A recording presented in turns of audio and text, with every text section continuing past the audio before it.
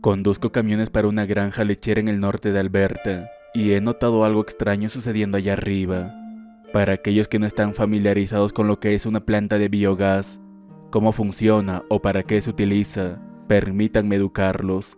Una planta de biogás produce gas natural, o más bien un sustituto del gas natural, a partir de ensilado de maíz fermentado, así como otros productos de desecho agrícola. Los agricultores como yo llevamos el ensilado, que descargamos en un gran silo de hormigón, básicamente solo un gran pozo con paredes. La planta a la que entregaba usaba una máquina modificada para nieve para empujar el ensilado y compactarlo uniformemente en el pozo. Una vez que el pozo se llenaba, lo cubrían con una lona y lo dejaban fermentar, pasando al siguiente pozo. Una vez que un pozo estaba completamente fermentado, lo descubrían y usaban una cargadora grande para paliar el ensilado fermentado en lo que se llama un digestor anaeróbico. Básicamente, es un gran tanque con un agitador que llenas con una gran cantidad de materia orgánica y la calientas, lo que produce gas metano a medida que los microorganismos dentro comienzan a descomponer todo. Este gas se captura y se puede usar para prácticamente todo lo que ya se usa el gas natural, pero se supone que es mejor para el medio ambiente o algo así. Estas plantas son mucho más comunes en Europa, pero también han comenzado a aparecer aquí en América del Norte. Y sí, antes de que preguntes, estos lugares huelen peor de lo que puedas imaginar. Siempre me pareció un poco extraño que construyeran una en el norte de Alberta, pero como la granja lechera grande en la que trabajaba, casi siempre tenía un exceso de ensilado de maíz cada año. Ciertamente, recibimos con agrado otro lugar para venderlo, especialmente porque no son exigentes. Tratar de vender a otro granjero lechero siempre es un fastidio porque siempre están preocupados por la calidad, como deben estarlo si están alimentando a sus vacas, pero la planta de biogás, básicamente, solo necesita materia orgánica, no importa realmente qué sea. Si puede descomponerse, puedes hacer gas con ello. El otoño pasado, tuvimos una cosecha de maíz excepcionalmente buena, al punto de que todavía teníamos 4 campos más por cosechar cuando ya teníamos suficiente para alimentar a las vacas para el próximo año. Como dije, esto no es inusual. Cuando cosechas maíz para ensilaje, usas una cosechadora totalmente diferente. En lugar de una cosechadora que separa los granos de maíz del resto de la planta, usas una cosechadora de forraje, que es esencialmente una trituradora gigante sobre ruedas que toma todo el cultivo y lo tritura. Como el maíz puede fácilmente crecer hasta 3 metros de altura y se extiende sobre unos pocos miles de acres, obtienes un volumen de ensilaje increíblemente alto. Al darse cuenta de cuánto exceso teníamos, mi jefe hizo lo que siempre hacía y llamó a la planta, que como siempre estuvo de acuerdo en recibir lo que no necesitábamos. A la mañana siguiente, en lugar de regresar a la granja, nos indicaron que nos dirigiéramos directamente a la planta una vez que nuestros remolques estuvieran llenos. Llegué con mi primer cargamento a la planta alrededor de las 10 de la mañana. Un hombre, con una chaqueta de alta visibilidad, me dirigió a la gran báscula que usaban para pesar los camiones que entraban y salían. «Buena cosecha este año, Jim», dijo la amable anciana en la caseta de la báscula mientras anotaba el peso de mi camión cargado. Me sentí mal ya que había estado entregando esta planta intermitentemente durante los últimos 8 años que trabajé en la granja lechera del señor Becker, pero no podía recordar o nunca había aprendido su nombre. Ciertamente, no iba a admitirlo ahora. «Bueno, si estamos entregando aquí, sabes que es una buena cosecha», respondí. «Y hay mucho más de dónde vino esto». «Me alegra oírlo». Ella me sonrió y me entregó mi papeleo. «Ahora solo dirígete hacia el fondo y los muchachos te mostrarán dónde descargar», dijo ella. Le di las gracias, tomé los papeles y puse mi camión en marcha de nuevo. Me aparté de la báscula y me dirigí hacia la parte trasera de la planta, donde están los grandes fosos de hormigón. Unos hombres más con equipo de alta visibilidad me indicaron que retrocediera en uno específico.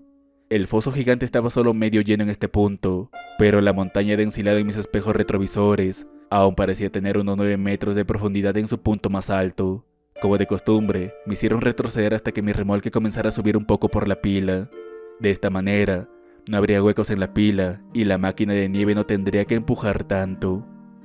Mientras miraba las ruedas traseras de mi remolque rodar sobre la pila de ensilado en mis espejos, escuché el inconfundible sonido de una llanta reventándose, un fuerte estallido y luego un silbido lento que rápidamente se disipó.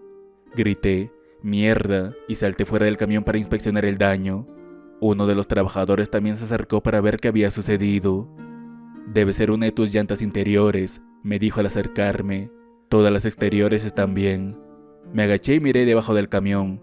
Efectivamente, tenía razón. La llanta interior del lado derecho del eje trasero estaba completamente desinflada. «Bueno, supongo que es por eso que los camiones y mi remolque tienen ruedas dobles», dije tratando de sonar imperturbable, mientras me preparaba para la reprimenda que seguramente recibiría por esto más tarde. Caminé hacia la parte trasera del camión para inspeccionar el daño más a fondo, y vi que había perforado mi llanta. Tropecé un poco hacia atrás al darme cuenta de que parecía ser un hueso roto que sobresalía de la llanta. «¿Qué demonios?», dije, mayormente para mí mismo, pero el trabajador debió haberlo oído también, ya que hizo que él también mirara hacia abajo. Cuando lo hizo, su rostro se puso blanco por un segundo y luego se recompuso. «Bueno, veamos. Maldita sea», dijo. «He estado aquí desde que la planta abrió y nunca había visto eso antes. Algún pobre animal debe haberse pasado por la cosechadora de forraje, o el perro de algún granjero debe haberlo desenterrado y dejado caer en el silo». Parecía muy nervioso mientras decía esto, y casi parecía que estaba tratando de convencerse a sí mismo de lo que estaba diciendo, pero lo dejé pasar, ya que supuse que probablemente estaba tan sorprendido como yo. Aunque todavía pude descargar, tuve que dejar el camión y el remolque en la planta esa noche. Un servicio de reparación de llantas móvil vendría por la mañana para arreglarlo todo. Volví a la granja con nuestro siguiente camión que llegó a la planta, y terminé el día lavando a presión los esparcidores de estiércol. Sin duda, una recompensa por mis esfuerzos de ese día. Tuve que darme una buena ducha larga en la oficina de la granja, antes de subirme a mi camioneta para dirigirme a la casa por la noche. Cuando encendí el motor, fui a sacar mi teléfono del bolsillo para enchufarlo al cargador y me di cuenta de que no lo tenía. Revisé todos mis otros bolsillos, definitivamente no estaba allí. Entonces me di cuenta de que probablemente lo había dejado en el semirremolque, que ahora estaba en la planta, probablemente cerrado detrás de una puerta para la noche. Lógicamente, podría haber esperado hasta la mañana para ir a buscarlo. Probablemente solo iba a ir directamente a la cama cuando llegara a casa. Entonces, ¿para qué necesitaba mi teléfono? Pero debido a que los humanos ahora tienen ansiedad por separación de sus teléfonos desde los 3 años, me encontré saliendo a la carretera en dirección a la planta en lugar de a casa. Esperaba que hubiera algún guardia de seguridad amable que me dejara entrar a buscarlo y estaría en camino en 5 minutos. Llegué a la planta justo cuando comenzaba a oscurecer y, efectivamente, había un guardia de seguridad parado en la puerta cuando me acerqué. Un guardia de seguridad muy fuertemente armado. Tenía lo que parecía ser un rifle militar colgando en la espalda, y me pregunté para qué diablos necesitaba eso. Eran muy ilegales para que los civiles los poseyeran aquí en el Gran Norte Blanco, así que debían tener una muy buena razón para armar a su seguridad de esta manera para que el gobierno se lo permitiera. Se veía bastante intimidante, pero sorprendentemente no fue en absoluto antagónico cuando bajé la ventanilla. «¿Estás perdido, amigo?», dijo en un tono bastante amigable. «No, claro que no. Trabajo para una de las granjas que entregan aquí», dije. «Mi camión tuvo una llanta reventada en el remolque más temprano hoy y todavía está estacionado cerca del Pozo 3 y creo que dejé mi teléfono en la cabina. ¿Te importa si voy a revisar?». Me dio una mirada sospechosa. Luego miró la caja de la camioneta y en general me observó a mí y a mi camión. Luego miró hacia la carretera y miró su reloj. «Está bien, tienes 10 minutos y trata de no estorbar a los del turno de noche», dijo en un tono mucho menos amigable. Un fuerte clic y luego un sonido zumbido proveniente de la puerta mientras comenzaba a moverse, y conduje a través de ella. Para entonces, estaba casi completamente oscuro, pero los grandes reflectores de la planta hacían que fuera fácil navegar. Di la vuelta a la esquina y vi mi camión todavía estacionado frente al Pozo 3 y me detuve frente a él. Noté que había una gran excavadora en la parte superior de la pila en el Pozo 4. Sabía que estaba excavando en el ensilado, pero no podía ver realmente qué estaba haciendo correctamente, porque la pared de concreto que separaba los pozos 3 y 4 lo obstruía parcialmente. También podía ver el techo de la máquina de nieve asomándose sobre la pared. Debía estar estacionada un poco más lejos de la parte superior de la pila, y supuse que debía haberse atascado, y estaban usando la excavadora para intentar sacarla. No le presté mucha atención mientras entraba en la cabina del semirremolque, y rápidamente encontré mi teléfono en el portavasos. Lo agarré, y justo cuando estaba bajando, una voz me llamó. «Hey, ¿quién demonios eres y qué haces aquí?» Un trabajador disgustado, con el mismo equipo de alta visibilidad, estaba corriendo hacia mí. Solo dejé mi teléfono en este camión. El guardia de seguridad me dejó entrar para recogerlo. Balbucié, retrocediendo hacia mi camioneta. «Claro que lo hizo», gruñó el hombre, y sacó su radio del bolsillo de su chaqueta. «Peter, ¿por qué diablos dejaste entrar a este idiota? No puedes estar haciendo eso», gritó en la radio. «Relájate, ni siquiera están aquí todavía». La voz del guardia crepitó a través de la radio. En realidad veo luces delanteras. Si ya tiene su teléfono, dile que salga de ahí». El hombre me miró. «¿Oíste, hijo? Lárgate y no vuelvas aquí después de las horas de entrega, ¿entendido?» Asentí y subí de nuevo a mi camioneta y comencé a conducir de regreso hacia la puerta. Al salir, el guardia me saludó desde detrás del gran GMC Yukon negra que se había detenido en la puerta. Parecía estar hablando con el conductor. Había un gran camión detrás de él, seguido por otro Yukon negro. Al pasar por el último vehículo, noté en mi espejo retrovisor que los 3 camiones entraban en la planta y el guardia cerraba la puerta detrás de ellos. Toda esa situación no me pareció correcta. En el camino a casa, contemplé todo lo que había visto y escuchado del guardia y del otro trabajador. Estaban tramando algo en esa planta por la noche que tal vez ni siquiera los jefes sabían. Mi mejor suposición era que se trataba de algún tipo de operación de drogas. Si las películas me han enseñado algo, es que los capos de las drogas siempre conducen subnegros. Sabía que debería haberlo dejado pasar, pero la vida aquí en el norte de Alberta era tan aburrida que mi curiosidad terminó ganándome. Pensé que podría ayudar a desmantelar algún tipo de organización criminal y ser un héroe local, y que en el peor de los casos, no pasaría nada y no resultaría en nada. Después de que concluyó la cosecha, tuve un par de días libres para descansar, ya que habíamos estado trabajando horas muy locas últimamente. Sin embargo, yo no descansé. Estaba tratando de averiguar todo lo que podía sobre la planta y las personas que la dirigían. Realmente no pude encontrar nada al respecto. De hecho, era como si el lugar no existiera. Pensarías que al menos habría una noticia sobre cuándo construyeron el lugar, ya que fue el mayor impulso para la economía local y el mercado laboral que nuestra ciudad había visto, pero no había nada. Finalmente, decidí que lo único que podía hacer era ver si podía observar qué estaban haciendo esos subnegros y ese camión en la planta por la noche. Quizás tomar algunas fotos del intercambio y entregarlas a la policía. Estuve buscando en Google Maps y encontré un viejo camino de tala que cruzaba la cresta detrás de la planta. Había una pequeña área de tierra donde la gente a menudo estacionaba para descargar sus vehículos todoterreno y andar por los bosques, que estaba solo 1 kilómetro aproximadamente al lado norte de la planta. Conduje hasta allí justo antes del anochecer y caminé por el bosque hasta llegar a la cerca norte de la planta.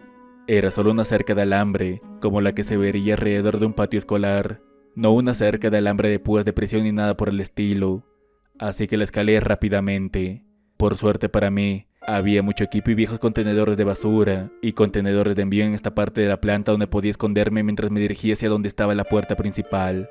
Me agaché detrás de uno de los camiones de la empresa estacionados cerca de la puerta y esperé unos 20 minutos antes de que los subnegros llegaran. Esta vez, sin embargo, no estaba ese camión, sino un camión de caja amarilla mucho más grande de Penske. Deben estar transportando algún producto serio para alquilar esa cosa. Observé cómo los camiones pasaban por la puerta y, al igual que había hecho conmigo unos días antes, los trabajadores de la planta con equipo de alta visibilidad los dirigieron hacia los pozos. Comencé a avanzar sigilosamente hacia allí, teniendo cuidado de mantenerme fuera de la vista. Me di cuenta muy rápidamente de que no podría acercarme mucho y seguir estando oculto. El área alrededor de los pozos era en su mayoría completamente abierta para permitirme maniobrar y dar marcha atrás, así que no había nada que me ocultara mientras me acercaba. Noté la oficina cercana y tuve una idea. Me acerqué sigilosamente y probé la puerta. Estaba abierta, pero las luces estaban apagadas dentro. Por suerte, no sonó ninguna alarma y encontré rápidamente lo que buscaba. Un uniforme de alta visibilidad y un casco blanco sobre la mesa del comedor. También agarré unos anteojos de seguridad y una máscara contra el polvo, ya que no era raro que los trabajadores los usaran. Había mucho polvo alrededor de los pozos, y pensé que ayudaría a ocultar mi identidad. Después de ponerme el uniforme y salir sigilosamente afuera, observé a los trabajadores durante unos minutos para ver qué estaban haciendo, y cómo podía integrarme mejor. La mayoría de ellos parecían estar parados viendo cómo llegaban los camiones o caminando hacia algún lado, así que pensé que simplemente caminando como si estuviera en una misión sería suficiente. Resulta que no necesité fingir por mucho tiempo. Cuando me acerqué al camión amarillo de Penske, vi a algunos hombres saliendo de los subnegros. Estaban vestidos con lo que parecían ser túnicas de iglesia, pero definitivamente no católicas, ya que no tenían el cuello. Uno de ellos se dirigió hacia mí y me quedé congelado. «Oye amigo, tenemos una carga bastante grande esta noche. ¿Te importaría echarnos una mano?» Al darme cuenta de que mi tapadera estaba funcionando, decidí seguir el juego y simplemente omitir la parte sobre ayudar a los señores de la droga en mi declaración a la policía. Asentí con la cabeza y caminé hacia los otros trabajadores esperando instrucciones. Escuché el sonido de un motor diésel acercándose y miré hacia donde vi la excavadora que había visto antes dar la vuelta a la esquina y comenzar a subir la pila de ensilado en el pozo 4 de nuevo. El Snowcat estaba detrás de ella, pero en lugar de seguir la excavadora hacia arriba de la pila, se dirigió hacia nosotros. Tenía algún tipo de gran caja de metal adjunta a la cuchilla que era del tamaño de un pequeño automóvil. El operador colocó la caja junto al camión Penske y saltó afuera. El mismo hombre disgustado que había encontrado la otra noche salió de la cabina. «Dios mío, hombre, ese es un camión grande que tienes ahí. Probablemente tomará un par de viajes para descargar esta cosa», dijo los hombres con túnicas.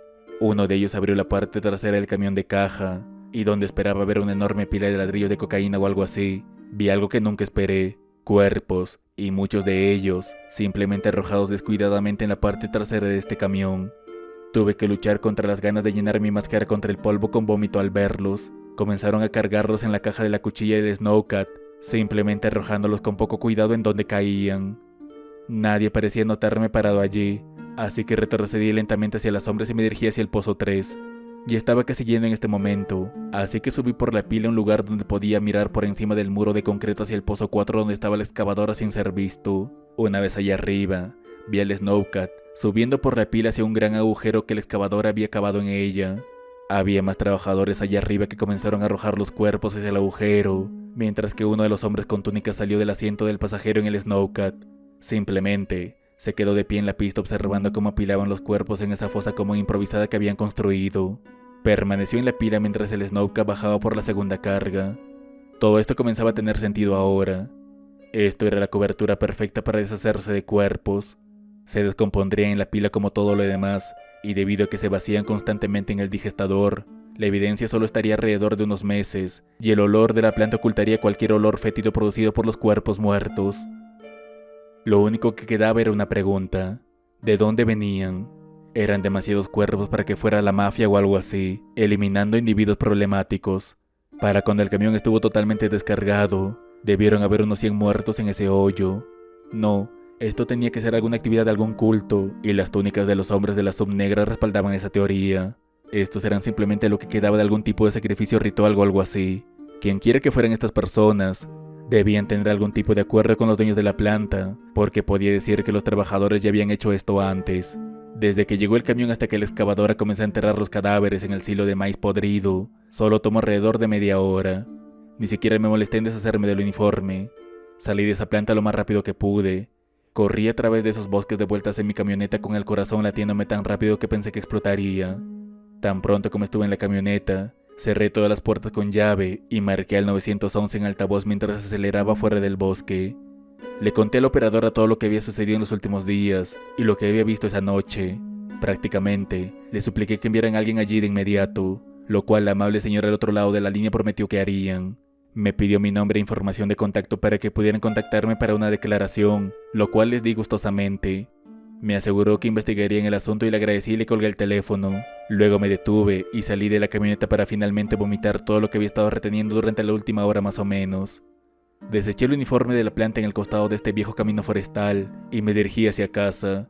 Mientras me acercaba a casa, vi un automóvil más adelante, y a medida que me acercaba, pude distinguir la cinta reflectante distintiva que ponen en la parte trasera de los autos de policía.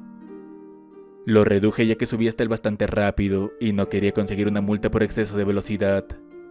Seguí al policía unos kilómetros más hacia el pueblo. Mi casa estaba en esta carretera que se acercaba rápidamente. Cuando nos acercamos a mi entrada, el policía encendió su señal para fingir. Respiré aliviado porque supuse que habían enviado a alguien para ver cómo estaba, y estaba a punto de encender mi señal también, cuando noté la GMC Yukon negra estacionada en mi entrada, y el hombre con túnicas junto a ella con un arma. El policía giró y se estacionó junto a él. Dado que el policía prácticamente no reaccionó al hombre parado allí con un arma, sentí que se me hundió el corazón al darme cuenta de que sea lo que sea esto, corre mucho más profundo de lo que pensaba, y revelar quién era ese despachador del 911 acababa de condenarme. Seguí conduciendo rezando para que ninguno de ellos me reconociera, y agradeciendo al gobierno de Alberta por no requerir placas delanteras que el policía habría visto totalmente en el camino hacia aquí. Seguí conduciendo, esperando en cualquier momento ver luces de policía detrás de mí o una gran sub negra bloqueando el camino por delante de mí, y hombres con túnicas oscuras saliendo de la oscuridad para atraparme, pero no pasó nada. Ni siquiera sé cuánto tiempo conduje, solo seguí hasta que me detuve para hacer pis, que me vi obligado a parar en una estación de camiones, y me di cuenta de que estaba en algún lugar de Saskatchewan. He estado en la carretera, por así decirlo, durante unos 6 meses. No sé si alguien me está siguiendo, pero tengo que estar seguro. Estoy escribiendo todo esto para desahogarme y advertirles antes de deshacerme de este teléfono y comenzar mi vida en otra provincia, lo más lejos posible de allí. No sé qué está pasando allá arriba, pero está sucediendo algo muy oscuro en el norte de Alberta, y probablemente solo he arañado la superficie. De cualquier manera, no quiero tener nada que ver con nada de esto.